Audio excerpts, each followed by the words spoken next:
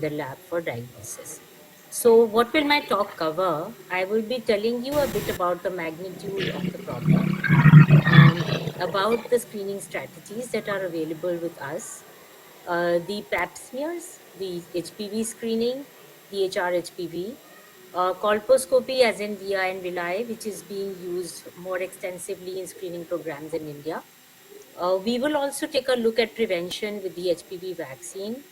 The treatment options, not per se for the cancer as such, but when you're looking at the screen and when you're getting those PAP results or when you're giving those HR-HPV results, what are the options that are there for the gynecologist who are treating these patients? Or in other words, what are the protocols out there? We will not get into details, but just get an idea about the implications of our results. And then we will try to look at the need for this screening. It's obviously there, and the controversies that are associated with it. So I need to stick to my time. We'll finish in the next hour or less. So I will go just be talking about what's more important on each of the slides. And I would like to emphasize here that cervical cancer is one of the highest mortality cancer in women worldwide, and that India contributes to about 1/5 of the world burden. If you actually look at this map here, you have a light yellow, which is kind of getting into the lower incidence rates, which, maybe because it's a little less reported. But then if you look at the mortality due to this lesion, it's kind of still getting higher at whatever reported rates are there. So obviously what we are doing is we're not screening correctly, and maybe we're not providing enough treatment to prevent the mortality in this cancer.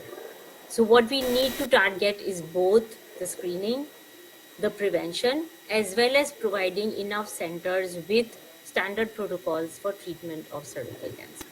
So if you look at this map of India, this basically denotes the results that are coming from hospital-based studies at the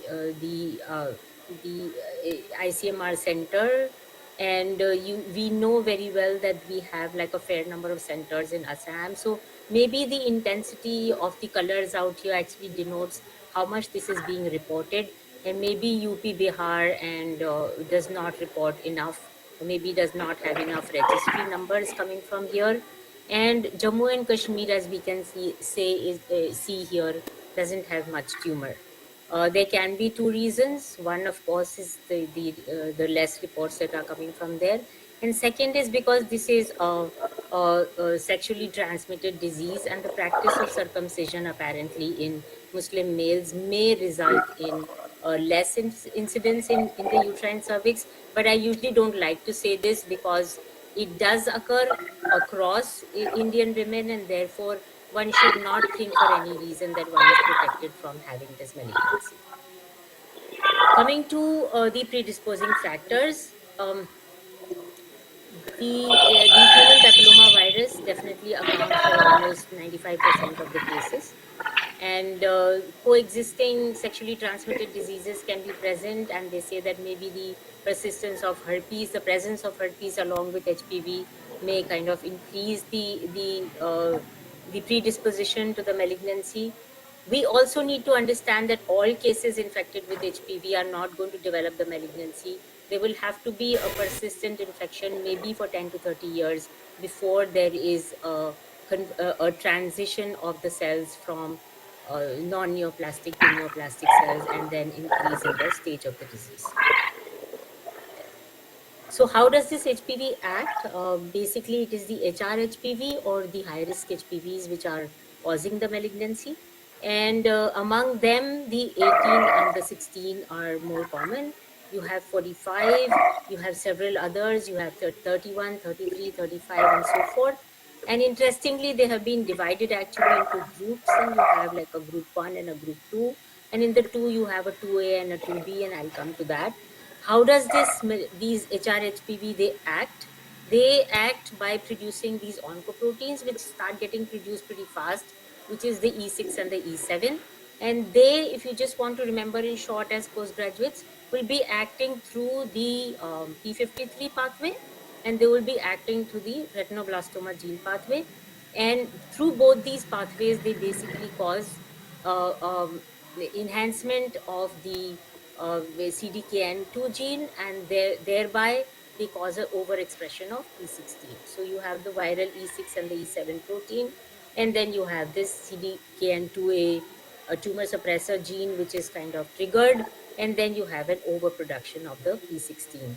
So why I'm telling you this is that these are then the diagnostic markers that can be used in order to detect whether HRHPV is present.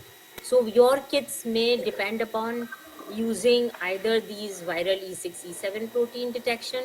It may be looking for a, some very commonly earlier also you must have seen, you do like a P16 IHC to determine whether this epithelium is getting neoplastic or not. And then you can also look at directly the DNA, you can look at the RNA, and various hybrid capture methods are also used for detection of HRHPV. So when you look at carcinoma cervix per se, what are the types of malignancies you can get? They are epithelial tumors, which can be either squamous or glandular. Now, in the squamous, we prefer now not to grade as CIN 1, 2, and 3 in cytology, but it's rather a low grade or a high grade squamous intraepithelial lesion. And the you also have these various subtypes. Let's not get into the details. They're basically morphological subtypes with no great implications per se as far as prognosis is concerned. But in the adenocarcinoma group, you have the classical endocervical adenocarcinomas, NOS, which are HRHPV associated. But please note that you also have certain subtypes like the gastric type, which are not HRHPV associated. And that brings up the discussion of whether, just using HPV screening is going to be able to detect all your tumors of the uterine cervix. So coming to the screening of the uterine cervix, cancer of the uterine cervix, what are the possible models that are available to you? One, which is the conventional, traditional, old model, which is the cytology model. And as we all know, this model uses the pap smear. And the pap smear can be either a liquid-based cytology, or it can be just let me try to get the pointer. Okay, great. So it can be either liquid based, or you can do a conventional smear. The pathway that is being propagated now and kind of has a higher sensitivity, and maybe it's more effective, easier to collect, easier to do, would be the molecular model where you do the HRHPV testing. And this has been advocated to start from 25 years of age onwards, whereas the cytology is classically done between 30 to 65 years of age.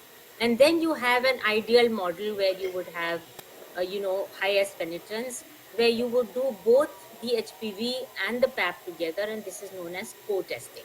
So often in the exam or otherwise, people may ask you, what are the modalities that you can use, and what is reflex testing and what is co-testing? So co-testing basically means is when you are doing both the HRHPV and the pap smear together. And the reflex HPV testing is when you're doing the cytology first, you're getting anything above or something like an ASQS above, and then you do an HPV to reconfirm that your ASQS is basically associated with the HPV or it is not associated with the HPV, because you know that AS can occur because of other conditions as well, and we'll come to that. So coming to the pap test,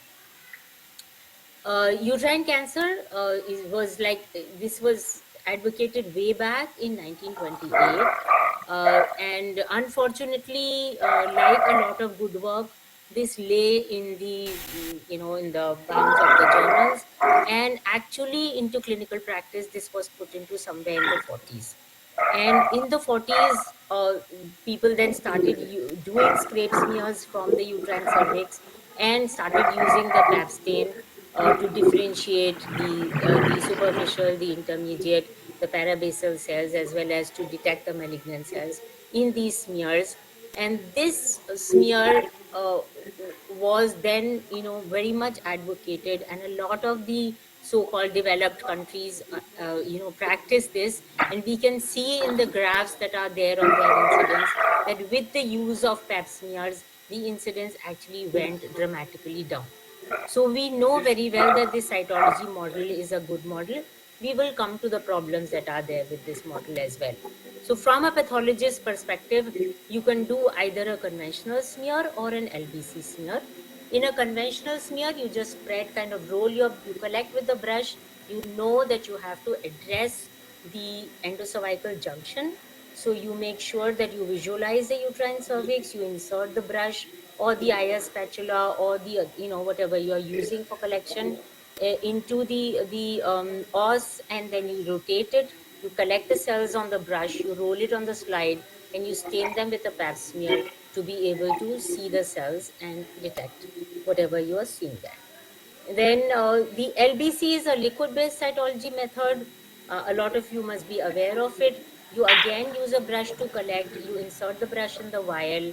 You kind of whirl the brush around, make sure the cells get into the vial. You can use either what is classically available, either a thin prep or a sure path, and now there are a lot of other systems available. But the thin prep is basically a membrane-based system wherein the cells, they are kind of cleaned up into a membrane, which is then imprinted onto a slide to get a very clean smear. And the sure path uses a centrifugation followed by a sedimentation method. So there are various methods by which you can clean up your background and get cells out there. And these smears are then usually of a limited size, easier to screen. So see, this is how you will collect. You have to visualize the os. You kind of insert the brush. It can be an IS spatula, a brush of this type, or a brush which is available with the thin prep, which is shaped like this, which scrapes both your endocervix as well as the ectocervix, and then you kind of push the cells into the liquid or smear them. So this is basically to show you collecting a good smear is primarily important in order to get a good report. So your report is as good as the collection ICOSP count. And this is basically what the short pad does. So this uh, okay, that one is this what the sedimentation, and then you're doing sort of a sedimentation onto the slide, and the top is what the thin prep does, is it kind of filters the cells onto a membrane and then imprints the membrane onto the slide. So what you can do subsequently is you can do a manual examination of the smear, whether it's a conventional smear or an LBC smear. But you also now have AI-based systems which can be semi-manual or totally automated, in which you can screen your smears. And like we have the system from Hologic, and this screens the smear and it marks about 21, 22 areas which are looking doubtful as per the AI software, and then you have to go through the smear in just those 21 areas and be able to say whether there's any malignancy there or not, and which, where in the Bethesda classification does your smear lie. So as far as the reporting of the pap smear is concerned, for us, we use the Bethesda system, and the Bethesda categorization, it can be either negative or you can have an epithelial abnormality. The epithelial abnormality is further categorized into squamous or glandular, or it can be either you seeing endometrial cells, and in any woman above the age of 45, you have to comment on the presence of endometrial cells in your smear. So before we go to the look at the cytology, I want all of you postgraduates to basically understand that when you're doing the smear collection, what you're trying to target is this transformation zone. And most of our malignancies or the pre-malignancies, the pre-cancers, they tend to arise in this transformation zone. And this transformation zone should be well visualized in biopsies as well, in order to look at whether it is getting affected. Now here you're looking at basically uh, uh, a low grade intraepithelial neoplasia, and you can well visualize these coilocytes. See, vacuolation in the squamous epithelium is present even in the normal epithelium, where your nucleus is in the center, and your nucleus gives you a kind of raisonoid feature, is when you suspect that you are getting what are known as coilocytes. And these coilocytes, as you can see, they are a product of the HPV infection that is occurring. And at the same time, if this nuclear changes which are occurring right from the base to the top, in this case you would grade this as high grade, and if your changes are confined to the lower half of the epithelium, you would grade this as a low grade lesion. And when these cells they infiltrate into the underlying tissue, you're going to be looking at a invasive squamous cell carcinoma. The adenocarcinoma in situ will be visualized something like this, where you're finding dysplasia. The glands will tend to become a little more angulated. You might sometimes find, secretions with neutrophilic infiltrates inside the glands. You will find sort of lobulations of those glands that are present. At places you might find multilayering of the nuclei. And if you look carefully, you will find mitosis, which may be present in the superficial layers of the epithelium.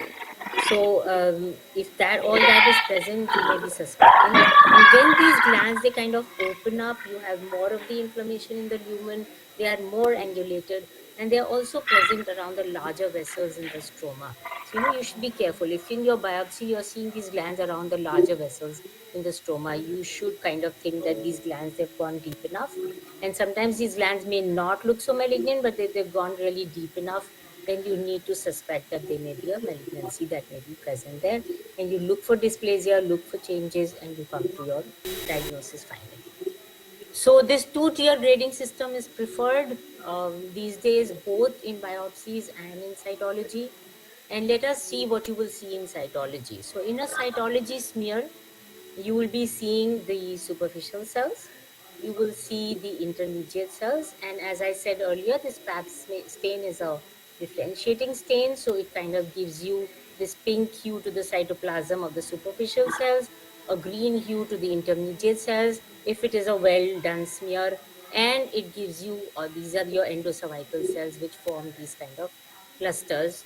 And in endometrial cells, you will find kind of 3D clusters and sometimes what is known as a top hat appearance, which will be present. So these endometrial cells, as I told you earlier, need to be commented upon, especially in women above 45 years of age. So what are the epithelial cell abnormalities? They can be atypical squamous cells, which can be either ASK-US or undetermined significance or ASK-H. Now, given a choice, of course, one would prefer to have an ASK-US. Why? Because when you have an ASK-H, it is a possibility that HSIL may be present in the patient at some place, and maybe you haven't got it. So there will be a protocol wherein you will have to repeat the smear in order to rule out the presence of HSIL in cases which are showing you ASK-H. And as I said earlier, you might also want to do a reflex testing if you have not got the HRHPV test done. So in a low grade, so you then go ahead to a low grade lesion, to a high grade lesion, and then to an invasive squamous cell carcinoma. So when you say ask, what are the features you can look at? They can be multinucleation. They can be increase in size of the nucleus. And when you look at the increase in size of the nucleus, this increase is usually 2.5 to 3 times that of the intermediate cell. And when you look at the ASK-H, this is going to be a much larger new site ratio, but the size of the cell, unlike here, where the size of the cell is kind of large, the ASK-H, the size of the cell is kind of smaller, something like those metaplastic cells that you see, and the new site ratio is really high. There will be a coarse clumping of the chromatin, and there will be an irregularity of the nuclear membrane. Also note that this ASK-H may be a feature of, maybe atrophy sometimes, maybe post-radiation changes. So you need to have your history right. If your patient is postmenopausal, think of atrophy also. And in a lot of cases where we suspect either an ASK-H or we are thinking HSIL, but there is a background of atrophy, it may be a good idea to treat the atrophy first and then go back and do a smear again to make sure that you're not missing out HSIL. So as you can see here, this is another cell. If this was live, I would have asked you, but this is probably another ASK-H that you're seeing here. You can also appreciate another cell here. So this is what you would be looking at in an SH. Now, we did talk about reflex testing. The point is, what I'm trying to show you here is that there have been studies which have looked at, a mismatch between the HPV and the cytology. So please remember that in real life, this can also happen. So you may be very sure that you're looking at an ASCH or you're looking at an HSIL, and yet your HPV may turn out to be negative. There can be various reasons for that, and the most important reason is sampling, and the second one is, if it is a sensitivity of your test per se. So no test we know is 100% sensitive and specific, so it's quite possible that you're missing it out because of the sensitivity of your test. So these discrepancies in the HRHPV and the PAPs do exist, and that is why, as I said earlier, the penetrance or of having a co-test is always best, where you are doing both the PAP as well as the HRHPV together. So when we look at the HSI, at the low-grade squamous intraepithelial neoplasia, here you can see the nucleus is large. And I like to tell my residents that if you look at the size of an intermediate nucleus, it's about 8 microns. So that would be approximately the size of an RBC. So if you're seeing RBCs also in the smear, and you put those RBCs on your nucleus, you can be accommodating at least 3 RBCs in the length, and then you know that you're probably looking at a nucleus it is larger than it should be. And if you're happy, it's a happy situation, and you've got also the clearing around this nucleus, and maybe sometimes you've got this kind of a racinoid look with some irregularity of the nuclear membrane and some clumping of the chromatin. In that case, you're sure that you're looking at a case of LSIL. So those are the features of LSIL. Now let's wake up and do a poll question. When you move from to HSIL from LSIL, will the size of the cell be smaller? Smaller and in aggregates? Will it be smaller and isolated? Will it be larger and in aggregates, or will it be similar but more hypochromatic and in aggregates? Yes. We'll Audience, wait for the please. answers to come through. Yeah, we are getting answers as B. Okay, so you think they're going to be smaller and isolated? Yeah, B is so far the maximum, and some people have answered as A and C also. Okay. So those who said A are on the right side. So when you move from, normally, when you kind of get more anaplastic, your cells get larger, more pleomorphic.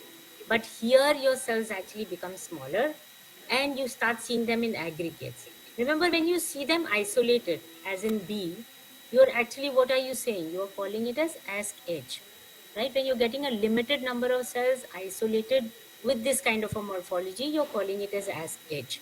When you start getting these cells in clusters, and these cells, they are small, but they have a very high nuclear cytoplasmic ratio, you may or may you will not find coilocytes so frequently here, but these cells look more like the parabasal cells, or sometimes you can confuse them with metaplastic cells.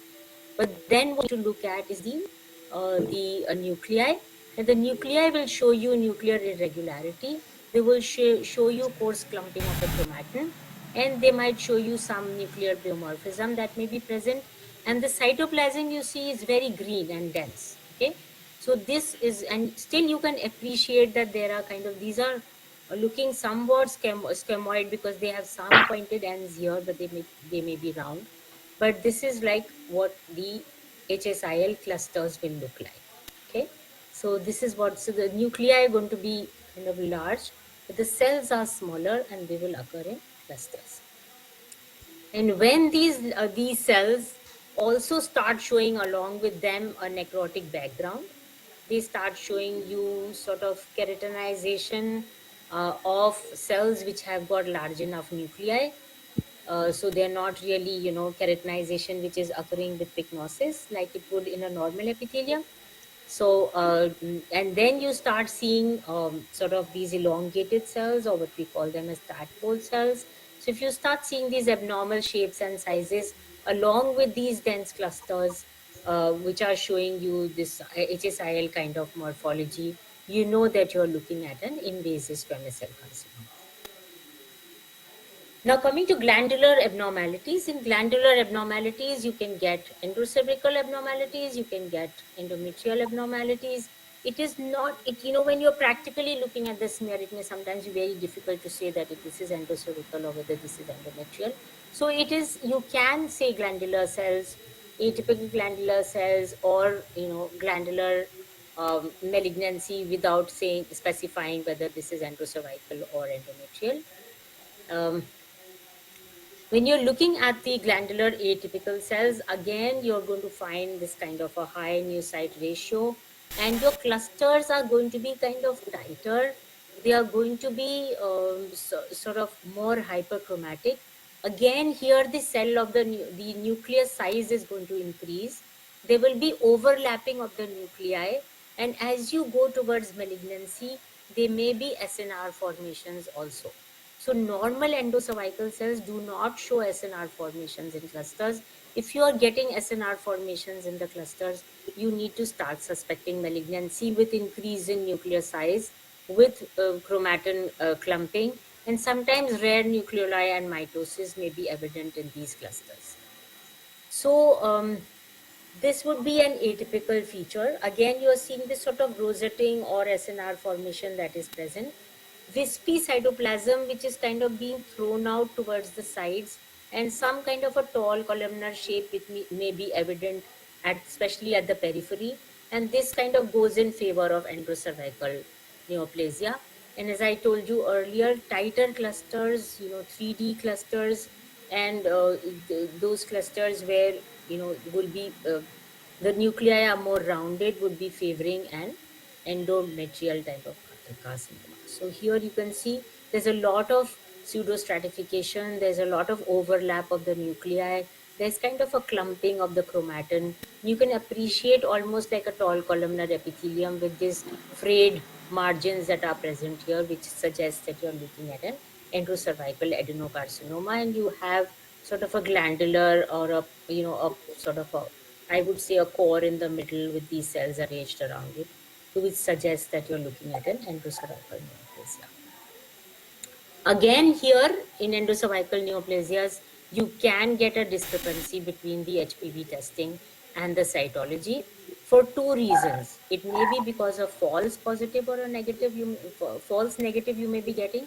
But the other reason also is that you have certain variants of endocervical carcinoma, like the gastric type, which are not associated with HPV. All right. So I think you will need to go back, and this is like a full lecture if we are going to do details of cytology. But we do get an idea from this presentation is that in screening, when you're using pap smears, you're going to be using the Bethesda categorization. In the Bethesda, you will look for cellular for in cytological abnormalities, which may be anywhere from atypia to in situ lesions to invasive lesions. So what is the implication? Suppose you're diagnosing LSIL in a woman between 30 to 64 years of age. Now, this is a chart which is given by Foxy, okay? So which is the Indian Association for Gynecologists, all right? So Federation of Obs and Gynae in India. So if you can see here, there is a solid line going on the left side, and there's a dotted line going on the right side here. So the left side solid line is something that is preferred, and the right side dotted line is something that is acceptable. I need to point out here two things to you. One is the preferred is the HPV test, okay, and the preferred is the co-testing. But on the other side, acceptable is the colposcopy and the biopsy, and also acceptable is the via and the villi. We'll come to what that is. The only thing I want to point out here is that here there is sort of an acceptable compromise in which, maybe the HPV test, because it's a molecular test, it's not available everywhere. Number two is it is an expensive test. So in the Indian context, we are compromising to accept a method with a lower sense and spec in order to screen our patients. So that is a question mark that I want to put in your minds. Then once you've reported an HSIL or you've reported an invasive malignancy, your patient will undergo a biopsy. So that is your second modality of screening, one could say, or maybe for confirmation of diagnosis. You can do a punch biopsy, you can do a cone biopsy, or you can do an endocervical curettage with a colposcopic visualization. The cone biopsy is an interesting specimen, which I would like to talk about a little to you right now. And it's very important that you orient your cone biopsy properly. If you receive an intact cone, you are that lucky pathologist. Please make sure that you mark the endocervical region separately with an ink, and the ectocervical is on the other side. You will need to open up your cone, pin it up, and then fix it first in that pinned up way so that it's an opened up cone. And then you need to take entirely section that cone serially, and you can take 2 to 3 strips in every cassette, and you have to section it entirely and see whether you have clear margins in the cone or not.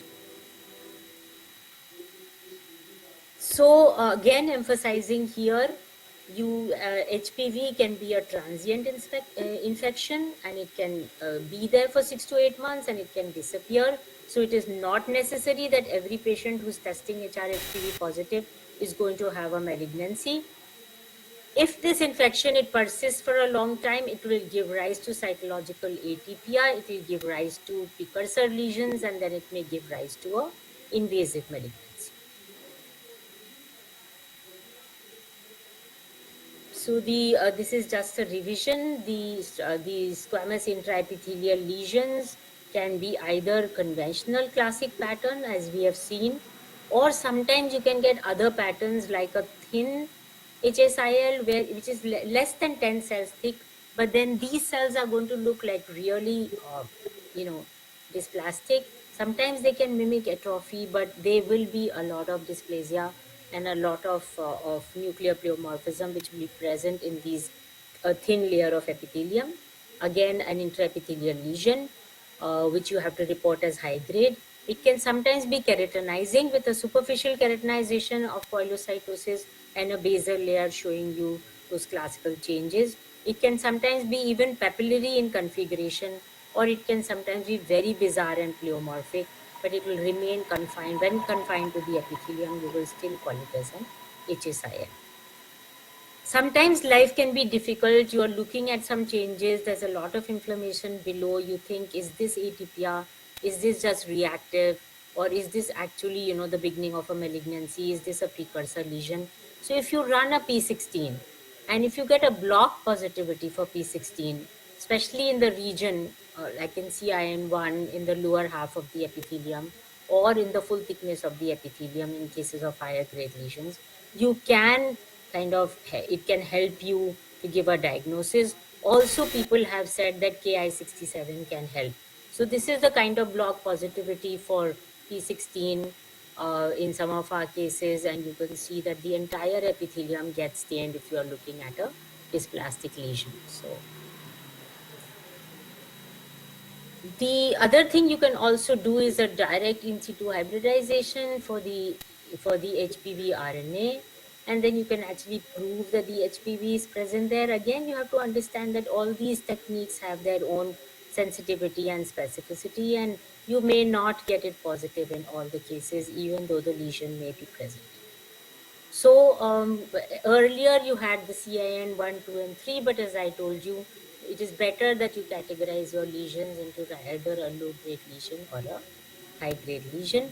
And as far as your infection is initially latent, and as soon as it becomes a permissive infection, transforming infections occur, and then you get the beginning of a malignancy.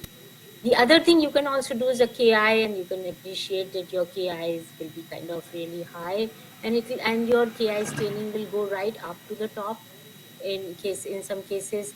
And we have also used this P16 and KI in our studies quite some time back, actually, on LBC smears. And you can see that the P16 expression is present also in the smears, and this can help you to demarcate malignant cells and reconfirm them. And there are now also kits available which do both the Ki and the P16 together, and if you put that onto a slide, maybe that can help you to do better. But nothing like a good cytology, a good smear, a good collection. And I think the sense and spec is good enough if you're collecting well and screening well most of your smears. And just showing you here one of our works which he also published, and this was a poster presentation. And what we also tried to do there was, dianoploidy studies. So because it was a liquid based cytology collection, it's quite some time back, and so we also did ploidy studies in flow cytometry to see, whether aneuploid cells can help us to make the diagnosis. But believe me, using all these techniques like the P16, the Ki, and adding the aneuploidy studies doesn't really bring up your sensitivity too much, and it's just like a lot of expenditure. I would suggest it's better to add your HRHPV. Also, with the pap smears, you need to understand that this is a very labor intense method, and to screen a smear, ideally a pathologist would take anywhere between 5 to 6 minutes. So the number of smears that can be stained by pathologists cannot be very high per day, and therefore there is also a thing that you train your cytotechnologists in order to screen the smears, and the ones in which they are doubtful can be the ones which can be put up before a pathologist. So you that was also a modality of doing mass screening. And then we also kind of Dr. Rajan, they were at the Ann Arbor, actually started making these massive online courses for PAPs, how to examine pap smears, and I was part of his group where we were recording these MOOCs for screening of PAPs. That was also quite some time back, before the HRHPV test hadn't made it big. So, what's next? I mean, as I told you earlier, you have these pathways. We have talked about the cytology pathway. What is there next available? We can do the HPV screening, and we can do the co-test. Let's go through the HPV screening. The HPV screening has been recommended by the American Cancer Society, and they have kind of put the start age at 25. And if it is a negative test, you need to repeat it every 5 years. What do you test for? You test for the high risk HPVs. How do you test for them? You can look for, so these are the high risk HPVs that you need to test for. And as I told you earlier, these can be group A or group 2A and group 2B. You can ask me, why are you dividing them up like this? The reason being that when you look at the group A, you have your 16 there. And if you look at the persistence, persistence of the 16 and the 58 is highest, and the development of CIN3 in the 16 and the 58 is highest. In the other group, as you can see here, 18 has the highest persistence and the highest development of CIN3. And then in the group 2B, you can see here that 51 has the highest development of C3. So if you know which HRHPV is infecting the patient, you know what is the risk of, like what is the higher risk of developing CIN3 in this patient. So that I would say would be highest for a person with a 16 HRHPV type 16. As I said, the basis of the test can be many viral targets, which can be either your E6, E7 proteins, they can be the late structural proteins, they can be long controlled region, and you have various testing platforms. Now, this is again another thing that you should understand these testing platforms before you use them. Also, some of these testing platforms are approved for co-testing. Very few testing platforms are approved only for primary screening for HPV. The Roche Cobas platform is the first one which was implemented for primary HPV screening. This is the one that we have, and this was kind of validated through the Athena trial. Those of you interested in more details, you can go through the Athena trial and see what are the drawbacks of this trial. I will touch a few points later. But when they compared this COBOS candidate with the hybrid capture, which was there earlier, they saw that this had a higher sensitivity, and cytology had a higher specificity. But the negative predictive value of all these tests was fairly good, and that's what we are looking for when we are using a test for screening. The FDA approved HPV platforms as of now are the hybrid capture B, the Cervista, the Aptima, the Cobos, and the BD on Clarity, which just came up lately. Now, when you compare these platforms, I mean, this is it might be getting too much into details for you, but I think one should know what one is getting into. And I would like to inform you here is that the COBAS platform and the BD on Clarity are the ones which are approved for primary screening. Also, when you're looking to use a platform, you need to understand whether this platform has a built-in control.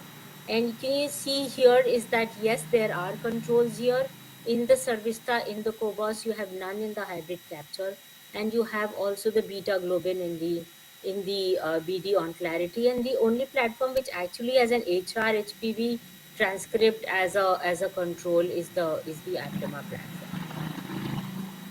The trends in usage of these four platforms, as you can see, that the Cervista, which is the hybrid capture based one, and also both the hybrid capture based ones, they have gone down. Whereas the one which is based on the Cobas is based basically on a PCR reaction, and the so is this one, the Aptima, which is based on the detection of the proteins of the RNA. So this is like these two, the usage of these platforms, it has gone up. There are several other platforms available. I don't want to bias you. So there are, what we are talking about is FDA, but there are also CE marked platforms.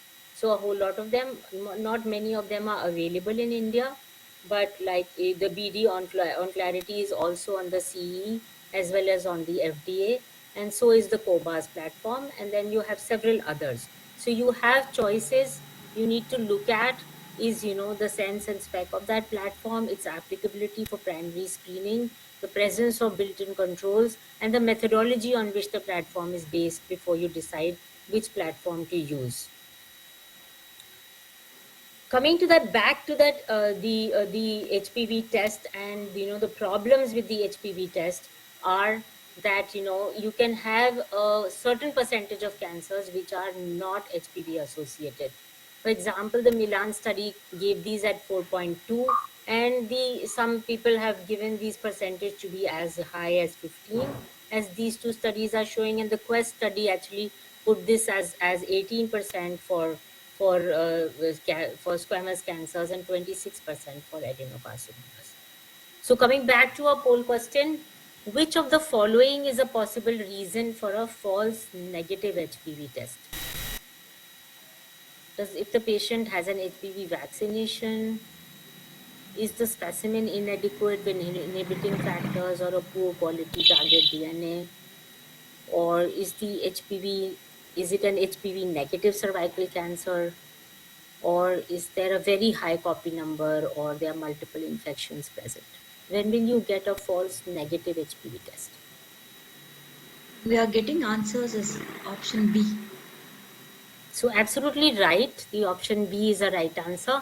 So in an HPV vaccinated person, you would not expect a false negative HPV test, because if there is a malignancy there, the vaccination can cover certain, like if you have a bivalent vaccine, it's covering 16, 18, maybe you get the other HR HPV, you have a quadrivalent vaccine, you have a nanovalent vaccine, but it doesn't cover all. So it's quite possible to still get alternative HR HPV infections. Um, the HPV negative cervical cancer would not be called as a false negative, that would be a true negative. And it's not a high copy number, but a low copy number, which usually results in a false negative HPV test.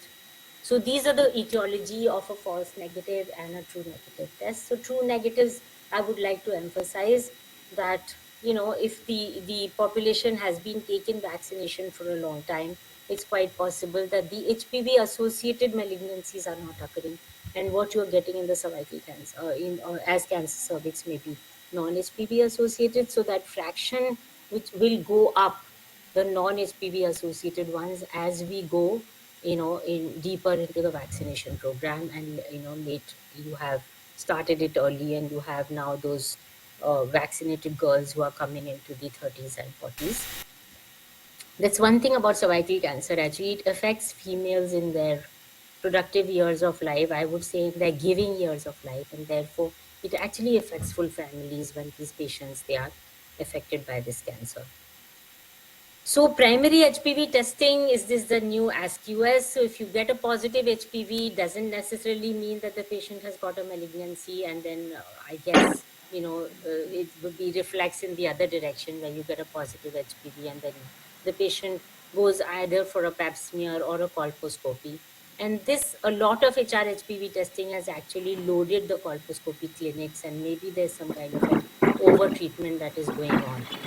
The global strategy says by 2030 we have to do like a 90-70-90 target, which means that 90% of the girls need to be vaccinated, 70% of the women need to be screened at least twice, and 90% of the women who are identified with the disease should undergo treatment.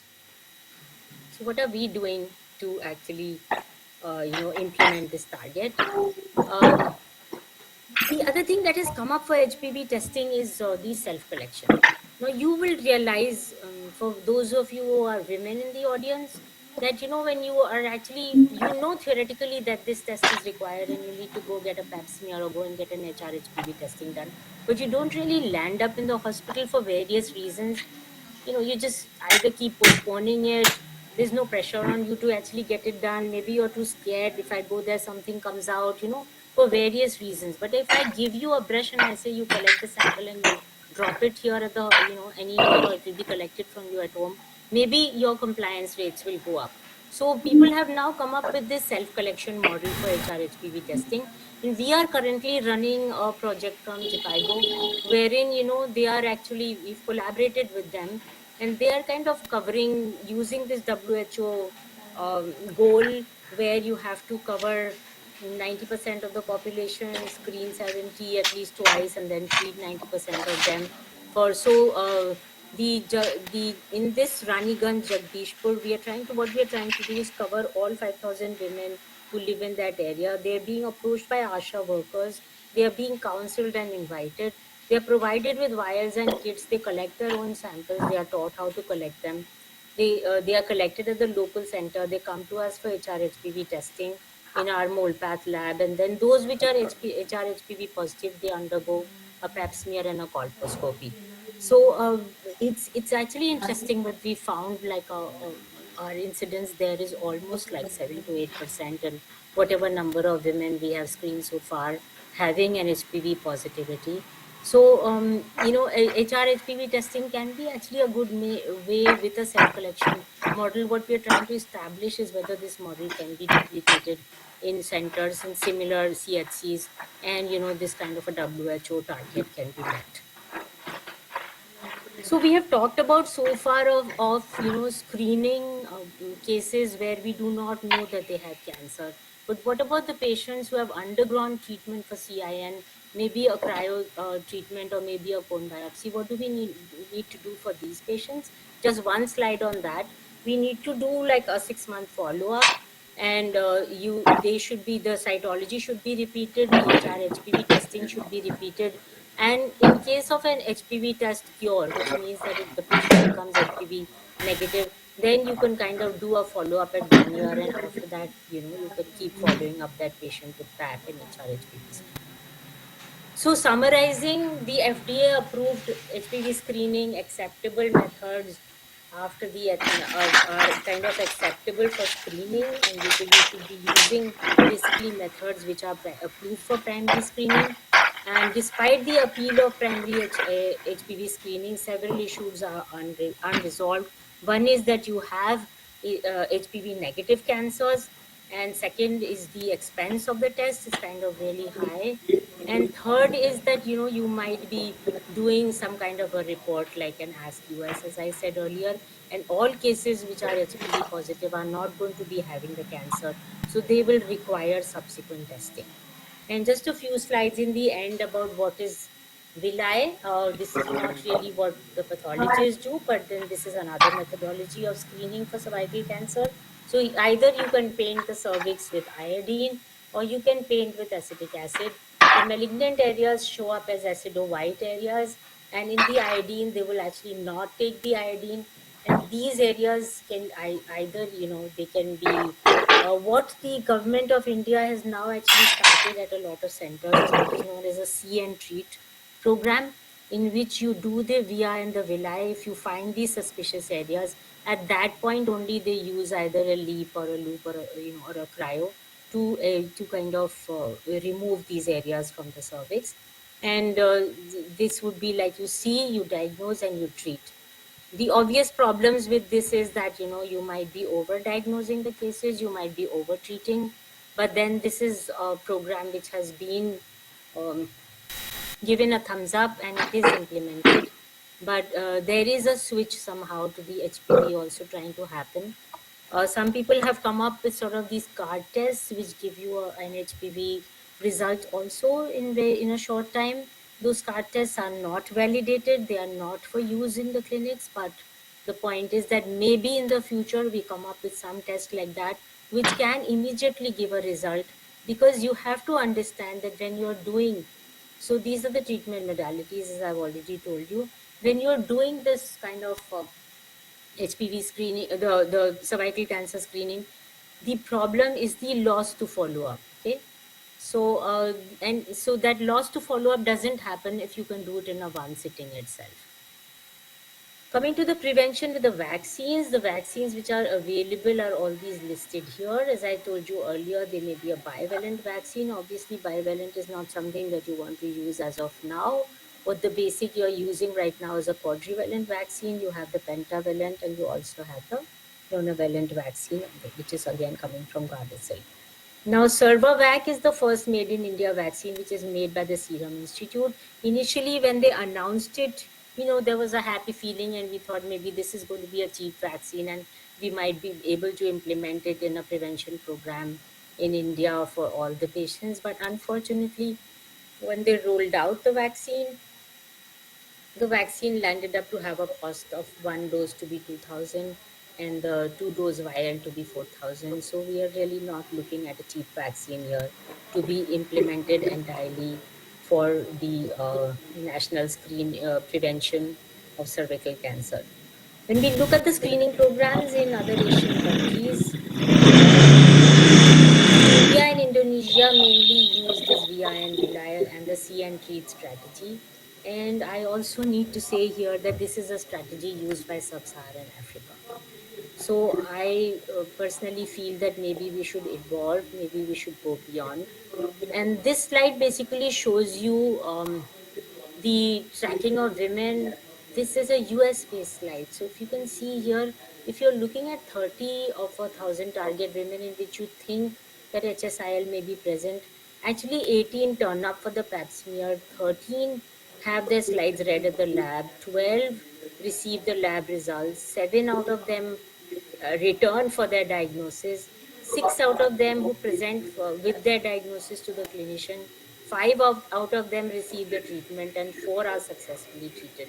So you can see, even in a very elaborate setup, in a very resource intense setup, this kind of a screening where you are kind of losing patients at every step, and hence this see and screen strategy probably was implemented. But we still need to know how effective this is going to be, and how, and plus the penetration of the program is very low.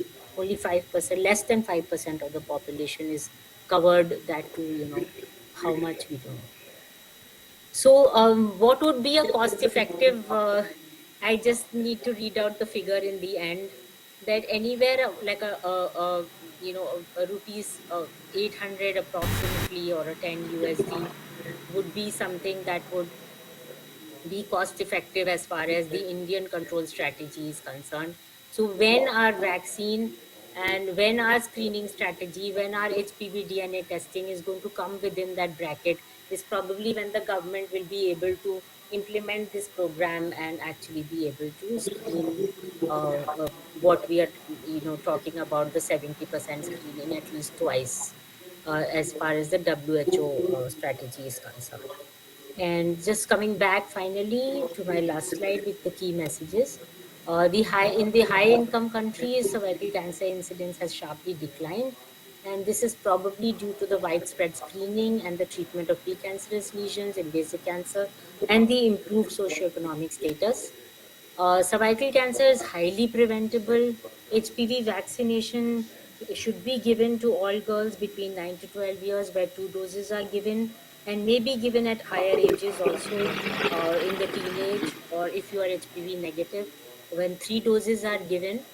The primary HPV screening is a practical, effective method for screening, but it's costly and will also overload your colposcopy clinics. The cytology-based screening programs may be unsuitable in lower income countries because of the less number of doctors that are available, less number of trained staff, and the hospital-based triage may be only ideal for a where a co-testing is done, may be ideal only in hospital-based conditions. These studies using VI and villi screening and the treatment programs suggest reductions in incidence, but scaling up these programs, sustaining these programs in routine health services is a challenge. And HPV testing shows great promise but is expensive. So, what we need basically is a cost effective HPV test. And I finish with investing in the health of girls and women is an investment in the development of nations and their futures. Let us explore ways to lessen the divide between the lower and middle income